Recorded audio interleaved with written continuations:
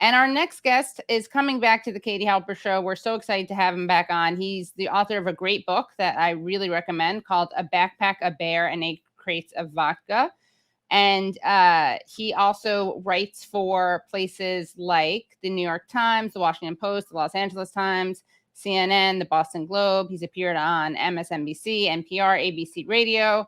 And he has yet another great article at The Nation. And that article is called "The Western Media is Whitewashing the Azov Battalion. Before Russia invaded Ukraine, these fighters were neo-Nazis. They still are." So, Lev, welcome back to the show. Thank you. Thank you for having me on. Of course. Thank you so much for joining. Glad to be on. Okay, let's start off with you telling people about where you're from, so people have a sense of your perspective on this. I'm originally from the city of Kharkov, now called Kharkiv in eastern Ukraine. That's the giant industrial city, the second biggest city in Ukraine, that's very close to Russia. And it also happens to be a city that had a neo-Nazi street gang called Patriot of Ukraine. And that street gang eventually formed a battalion, a paramilitary called the Azov Battalion, which in turn grew and grew and grew over the next 7 years to become a brigade in the armed forces of Ukraine, in the military of Ukraine, in the National Guard. And I've reported on it for a long time, and I've noticed that as soon as Russia invaded Ukraine, this was last February, so this is February 2022,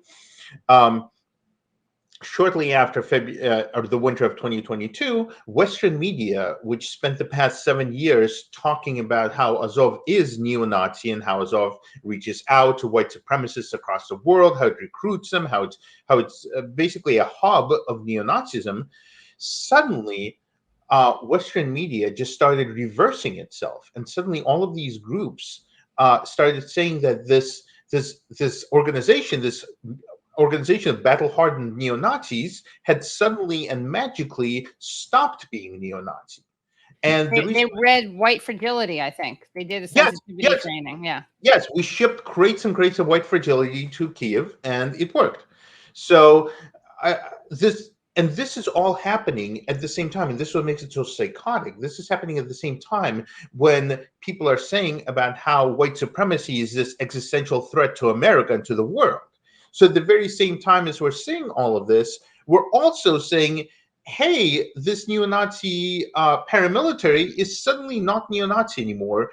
And this is by the time like September, October rolled around, we not only were whitewashing them, we went to celebrate them.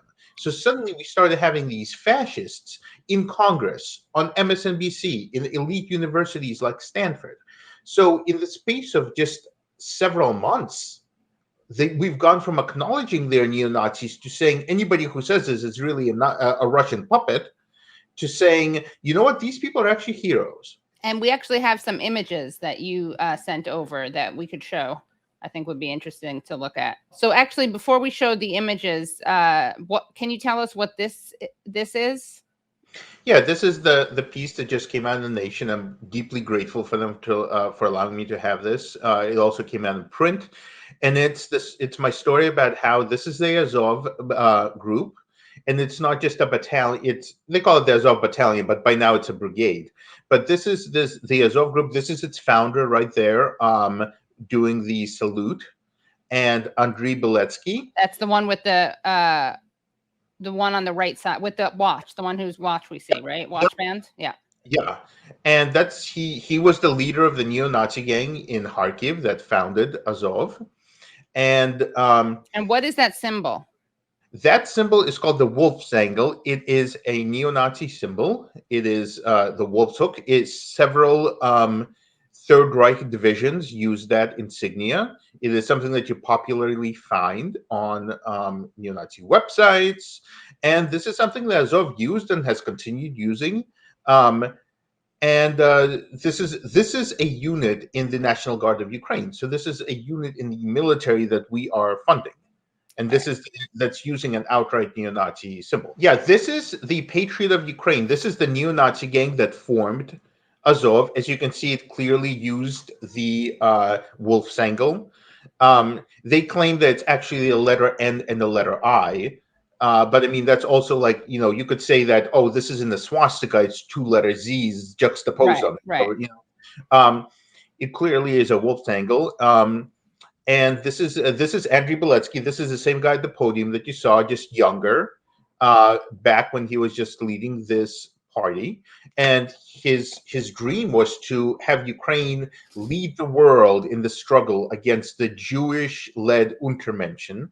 And he's got his dream purring along Right. because now he's reached this. This would have he would have just been a local neo-Nazi gang leader, and Azov would have Patriot of Ukraine would have just been another gang.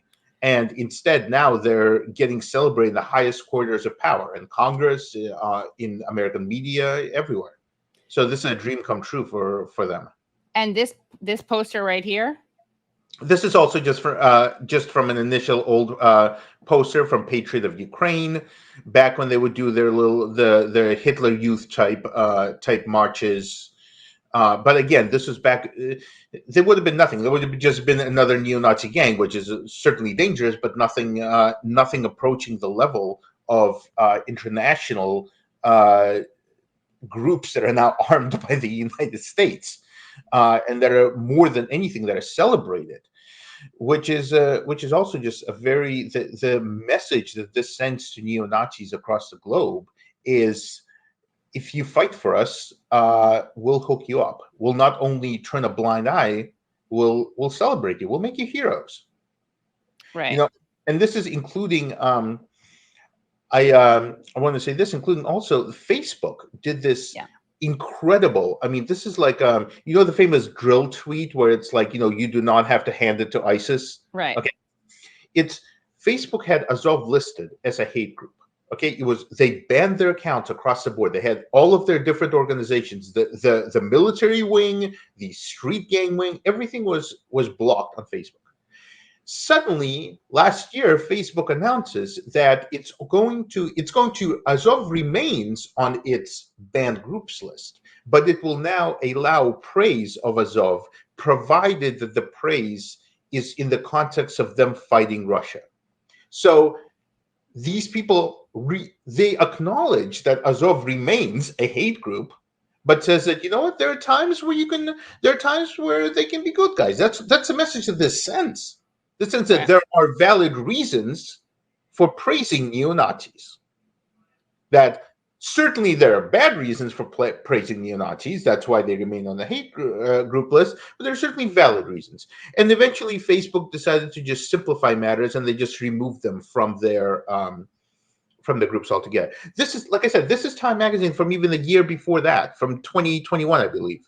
Okay, this is the entire Western establishment understood that Azov was neo-Nazis because they just kept growing and growing. When they first started covering it, people called me and my late mentor Stephen Cohen. They said they were Putin puppets for saying, but eventually Azov just got to the point where they just got big enough to where they couldn't be ignored.